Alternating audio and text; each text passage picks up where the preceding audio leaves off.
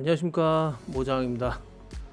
제가 지금 집에서 자가격리한 게 한 달이 조금 넘어서 지금 6주 차에 들어갔거든요.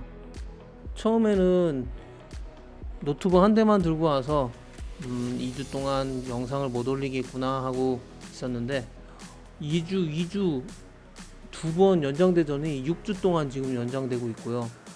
최근에 15일에는 9월 15일까지 한 달 동안 강력하게 막아서 코로나를 종식시켜 보겠다고 발표를 했는데요. 저를 완전 절망시켰습니다. 그래서 어제 위험을 무릅쓰고 주머니에다가는 400만 동이라는 돈을 두둑하게 챙겨서 오토바이를 타고 나가서 사무실에 갔고요. 제 컴퓨터와 모니터 등 촬영 장비들을 싹 다 챙겨가지고 007 첩보작전처럼 모든 걸 다 챙겨서 집까지 도착하는데 공 하나도 걸리지 않았습니다.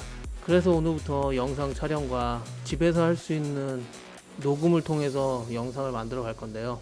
막상 하려다 보니까 많은 고민들과 좀 두려움 같은 게 좀 있었어요. 제가 극혐하는 시사 유튜버나 국뽕파리 유튜버들이 좀 있죠. 그 사람들은 작은 사실을 기반으로 하는 내용으로 만들지만 제목이나 아니면 그 안에 내용들은 상당히 자극적이거든요. 그 자극적인 내용들은 꼭 다른 사람의 입을 빌려서 그런 댓글이 있더라, 그런 의견들이 있다라고 이야기를 하죠. 제가 베트남에 대한 이야기를 또 자극적이거나 아니면 흥미 위주로 이야기를 하다 보면 분명히 그런 사람들이 제 채널에 몰려올 수도 있고 저 또한 그런 혐오스러운 유튜버가 될 수도 있기 때문에 최대한 자제하면서 사실에 근거한 내용을 이야기하고자 하는데요. 제 유튜브 특성상 베트남 호치민의 공장 생산에 대한 현 상황을 이야기하고 제가 살고 있는 이 제 삶에 대한 이야기 정도로만 하겠습니다. 베트남 사회나 정부, 국민성 그런 다양한 부분을 비판하고자 하시는 분들은 정중하게 부탁드리겠습니다. 뒤로 가기 눌러서 나가주세요. 자, 한국은 물론 지금 동남아 많은 나라들이 코로나의 4차 대유행에 엄청 괴로워하고 있죠. 델타 변이 바이러스라는 녀석이 한 번도 경험해보지 못한 세상을 저에게 선물하고 있습니다. 그 전까지는 어떻게든 잘 버텼고 매장은 열었고 온라인 판매를 하면서 겨우겨우 버틸 수 있는 상황을 만들어 줬었는데요. 이번에는 저에게 아무것도 할 수 없게 완전한 락다운을 시켜버리네요. 5월 초부터 베트남 정부는 꼭 필요한 그런 매장이 아니면 문을 닫으라고 권고했고요. 저희는 5월 초부터 1층에 있는 오프라인 소매 매장의 문을 닫았고요. 그 이후로 온라인으로 유지해 오다가 6월 첫 주에 완전히 사무실을 닫아라, 매장뿐만 아니라 사무실까지 닫고 2주간 모든 직원들이 재택에서 근무하면서 자가격리를 실시하라. 그래서 제 영상은 6월 9일을 마지막으로 종료되었었고요. 그날 이후로 계속 집에만 박혀 있습니다. 원래는 2주만 자가격리하는 개념이었는데 2주씩 2번이 연장되면서 현재 6주 동안 격리되고 있고요. 지금 이 보시는 영상은 제가 살고 있는 호치민의 비놈 센트럴파크라는 대단지 아파트 단지인데요. 이 안에는 지금 코로나 확진자가 현재까지 한 3명 정도밖에 없어서 가지고 되게 청정 지역이에요. 그래서 사람들이 그나마 집 밖으로 나와서 저렇게 보이는 슈퍼들에 가서 식료품을 구매해서 버티고 있고요. 처음과는 다르게 락다운의 강도가 강력해지고 세지면서 오후 6시 이후에는 아무도 나올 수 없게 되었고요. 상당히 불편한 삶을 살고 있는데요. 그나마 여기 사는 사람들은 복받은 사람들입니다. 로컬에 사는 사람들은 일주일에 한 번, 두 번 허락받은 시간에만 장보러 나갈 수 있는데 그 시장에서도 채소나 야채류, 과일류들이 너무 귀해가지고 비싸기도 하고요. 그래서 제가 저희 직원들한테 제가 여기서 장을 봐서 저기 있는 오토바이들 있죠, 저 퀵배달로 직원들한테 보내주면서 버텨나가고 있습니다. 게다가 빠르게 백신을 공급하고 있어서 저기 보이는 저 공간에서 거주민들에게 백신을 공급하고 있습니다. 저도 지난 주말에 한 방 맞고 왔습니다. 이틀 동안 죽는 줄 알았네요. 저를 달래줄 친구를 구매하기 위해 스카이마트, 한인마트에 왔습니다. 한국의 직원들과 태국의 직원들은 정상적으로 출퇴근을 하면서 근무를 하고 있고요. 오로지 지금 베트남만 강력한 락다운으로 출근을 하지 못하고 업무를 제대로 할 수 없는 상황인데요. 다행히 베트남 직원들은 다행인지 다행이 아닌지 많은 친구들이 일을 그만뒀습니다. 그래서 지금 정말 적은 인원으로 회사가 운영되고 있었고요. 최근에 이렇게 락다운이 되면서 무급 휴가를 자기들이 받아들이겠다고 해서 직원들에게는 지금 한 달이 지났지만 월급이 안 나간 상태로 회사는 버티기에 들어갔고요. 회사 사무실에 주인분께서 한 달 임대료를 내지 말라고 해가지고 너무 감사하게도 버텨나가는데 큰 힘이 되고 있습니다.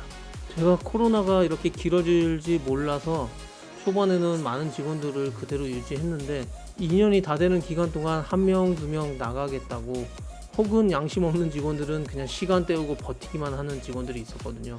20명이 넘던 직원들은 현재는 3명으로 매장 2개와 사무실, 워크숍을 운영하던 프리미어는 몸집을 확 줄여서 하나의 매장만을 운영하는 코로나에 버티기가 가능한 회사로 만들어졌죠.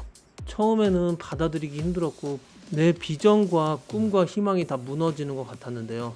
지금은 다 받아들일 수 있고 이 코로나 시대가 끝난 이후에 포스트 코로나 시대를 어떻게 맞이해야 되는지 많은 고민과 공부를 했습니다. 분명히 이전과는 다른 세상이 올 것이고 제가 하는 사업도 분명히 변해야 된다. 하지만 다른 IT 기업들이나 다른 큰 회사들의 빠른 발전 속도를 제가 따라가다가는 가랭이가 찢어질 것이라는 그런 두려움도 고민이 되었었고요. 이 한 달 격리 기간을 겪는 동안 제가 꼭 약속했던 게 절대 게임을 하지 않겠다. 절대 허무한 시간을 보내지 않겠다라는 약속을 했고요. 그걸 지금까지 지키고 있는데요. 처음에는 자수 펀칭 프로그램을 배우는 교육과정을 한 2주 이상을 했고 제가 바라보는 디자인의 관점을 넓히기 위해서 소싱하는 웹사이트를 통해 많은 디자인을 수집을 했고요. 동시에 많은 웹사이트 서핑을 통해서 제 디자인 관점을 넓히고 많은 생각을 할 수 있는 기회를 좀 갖고 있고요. 다양한 강의를 통해서 혹은 다양한 유튜버들을 통해서 이 코로나 시대와 이 코로나 시대 이후의 삶에 대한 저의 비즈니스에 대한 어떤 방향으로 나아가야 하는지에 대한 해답을 찾기 위해 꼬리에 꼬리를 무는 유튜브 영상 교육을 받고 있습니다. 홍수와 가뭄과 산불로 인한 피해들의 뉴스를 보면서 왜 이런 일이 일어나지에 대한 걸 찾아보고 지구온난화, 기후변화, 지속가능성, 그리고 다시 시작하는 채식, 다양한 정보를 얻음으로써 제가 이제 어떻게 변해가야 되고 제 비즈니스가 어떻게 나아가야 되는지를 좀 더 명확하게 정의할 수 있었고요. 그 정의를 통해서 이 유튜브와 이 유튜브에서 보여주면서 만들어낼 저의 제품들에 대한 자신감이 좀 더 명확해질 것 같습니다. 그동안 제가 제품을 만들면 어떻게 해서 사람들에게 이쁘게 보여가지고 어떻게 하면 많이 팔 수 있을까, 혹은 저희가 도매 판매를 위주로 하다 보니까 어떻게 하면 장사하시는 저분들에게 예뻐 보여서 저분들의 가게에 좋은 위치에 디스플레이가 될 수 있을까에 목적을 맞췄다 그러면 이제부터 만들어낼 프리미 3R의 브랜드는 그 초심을 잃지 않고 이름에 새겨진 그 3R, 3R의 의미를 정확하게 가진 브랜드로 만들어 나가려 합니다. Reduce, Reuse, Recycle. 지속 가능성과 진정성을 가지고 제품을 만들고요. 모자, 티셔츠 마구잡이로 싸다고 그냥 한번 입고 버린다.